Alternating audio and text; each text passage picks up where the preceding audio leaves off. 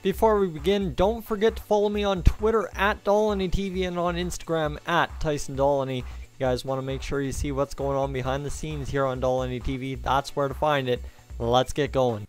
This is Dolynny TV, guys. A big welcome back to NHL 19 Edmonton Oilers franchise mode. Yes, sir, we're into year 2. We're 27 games in, and things are looking absolutely excellent for us. I'm just going to tilt down the camera a little bit so you can see everything a little bit better. But either which way, we've got a guy who scored more points than games played. Didn't have that last year, absolutely not. So that's a huge benefit as well. Over in the Pacific Division, we are 4 points back with 2 less games played. The Flames are a point ahead of us with 1 less game played. So that's a kind of mess around, that's for sure, but it'll all be all right. The lines are looking good. We're having a really good time, I think. Kyle Yamamoto, McDavid, Johansson, the top line. Nuge, Draisaitl, Puljujärvi, the second line. Fast, Bjorkstrand, and Strome on that third line. The fourth line doing all right. 12 points, while you see Fost almost only has 9 points. We're going to move Caggiula up, see what we can do with him. He's still medium top 9 potential. We're going to give him a shot, see what he can do.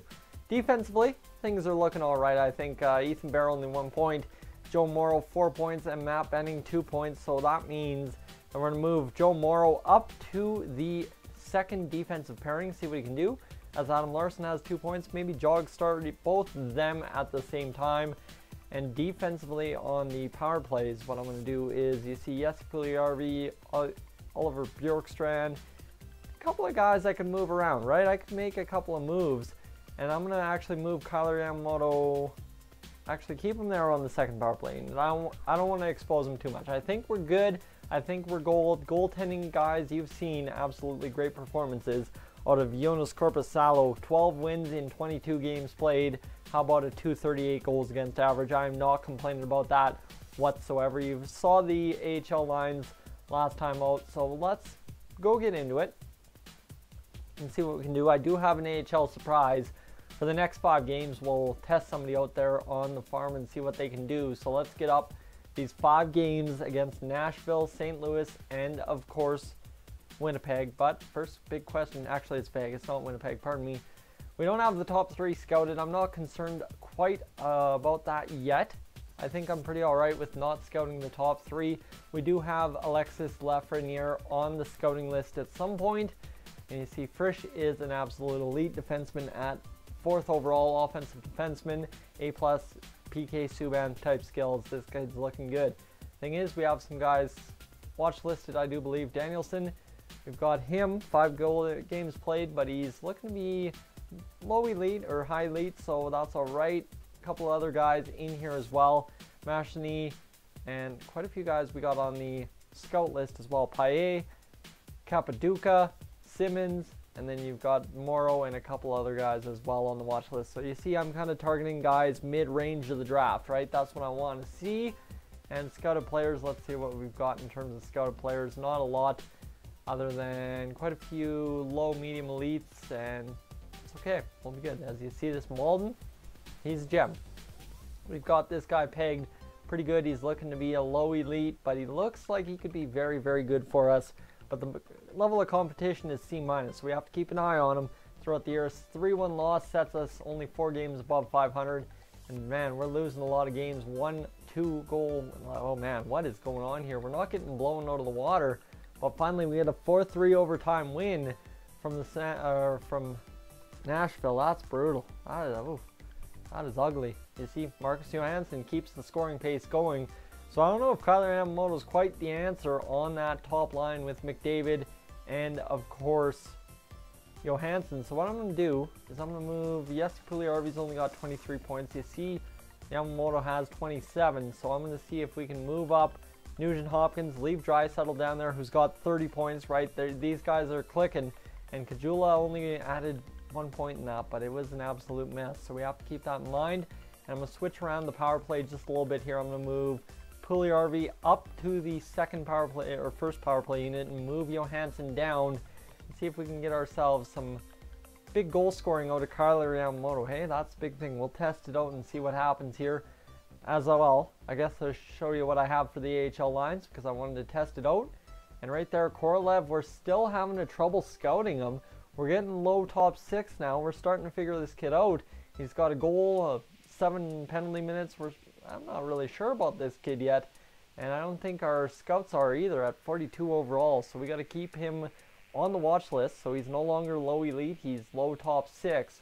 But Nando Eggenberger, 22 points in 25 games played. He's looking sharp down there in the AHL, that's for sure. So let's get ourselves another 5 games into the season. See what we can do against Winnipeg. 4-3 loss. We continue the losing. Finally an overtime win. 4-1 win. Okay, we're scoring goals again. This gives me a little bit of hope against Winnipeg. Need a victory. We lose. Like, oh, cannot buy a win. And then we win in the shootout. So unless we're winning in extra time, we're not really winning a lot of games this month. That's for sure. 19, 16, and 2 sets us where? 4th in the Pacific Division. We're not really that bad off. You see, we're quite a bit behind the Central, though. That's what scares me a little bit there, is being behind the Central. Leon Draisaitl, 35 points in 37 games. Johansson, 34. Yamamoto, 33. McDavid, 31. And Nuge with 28. So this team's scoring lots of points. Lots of guys getting lots of points, but it's a matter of guys just not putting up enough, I guess, to win hockey games. It's not like we're losing big time either. Let's see the goal scoring. We have 4 10-goal scorers and a guy on the bubble in Johansson who's on pace to absolutely demolish what he did last year. Question is goaltending maybe. You see goaltending's been a little bit shaky all of a sudden, 2.47. So like I said, we're just not scoring enough goals as of late. We scored a lot of goals early, so that's what we got to keep in mind for sure. And defensively, our defensemen are not really getting blown up, so it's not a plus-minus thing. I'm not sure. We'll have to check the stats at the beginning of next episode to kind of make a guess as to what's going on with the Oilers. Actually, you know what? Let's take a chance and check those stats right now. Edmonton Oilers 19, 16, and 2. Let's see, we're 4th in the Pacific Division, 54-point percentage, 2.15 goals against average. See, that's a tough stretch. We're only 0.34 separation, 26 power play goals, so our power play percentage is absolutely deadly. But that is the big number right there, 77.3 penalty kill percentage. So we got to go solve that problem. That's an issue. We're getting scored on the power play against a lot, and we got to solve that as quickly as possible. So let's edit the lines a little bit here and go see what we can find in terms of special teams. And down to the penalty kill, Leon Draisaitl, Ryan Nugent-Hopkins not getting it done. Tobias Reeder, 85. Drake Caggiula, only 82. So why Caggiula's on there, I'm not sure. We surely have somebody that's better than an 82. How about Jesper Fast? He's a 4th line guy. Change him in the current line. And Nuge is an 87 defensive awareness, so that's good. Draisaitl, 87 as well. Defensively, we have Benning out there and Morrow, who's 85. Okay, that's good. But Darnell Nurse, what are you doing? You're up to an 87 defensive awareness. Oscar Clefbaum, 80. Oh, you know what? We gotta get, obviously, you gotta get Adam Larson out there, don't you? 88 defensive awareness. I don't know why he isn't in there to begin with. Larson and Clefbaum on the first penalty kill unit. Why was that not happening this year? I did not take good enough care of the lines. That should help us. Adam Larson should be able to shut down the power plays for other teams a little bit more effectively than what Joe Morrow was doing. So let's go find out what we can do in the next 5 games, get into January, and then head towards the trade deadline in the next episode. 2-1 shootout win right there. Obviously not too many power play goals scored against. 4-3 loss, and against Buffalo 3-1. Just some tough ones for sure. 3-0 win.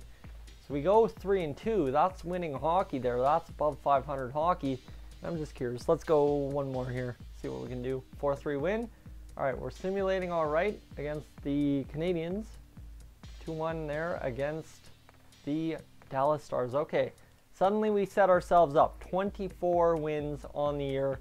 41 points from Leon Draisaitl. 7-3. We're 5 points back of the first place. We're good. We're back in a playoff position. Life is looking all right. Don't panic in Edmonton this year. Take it calm, take it easy, we should be fine. Connor McDavid up to 38 points. Kailer Yamamoto sitting there with 38. Nuge with 36. Johansson with 36. Puljujarvi with 30. Bjorkstrand 28.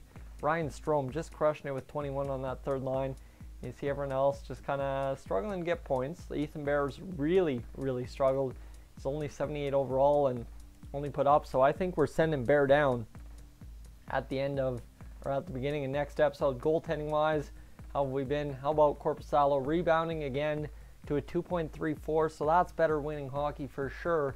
We just need to double check the AHL lines and see who we can possibly call up. Nando Eggenberger continuing his hot streak down there in the AHL.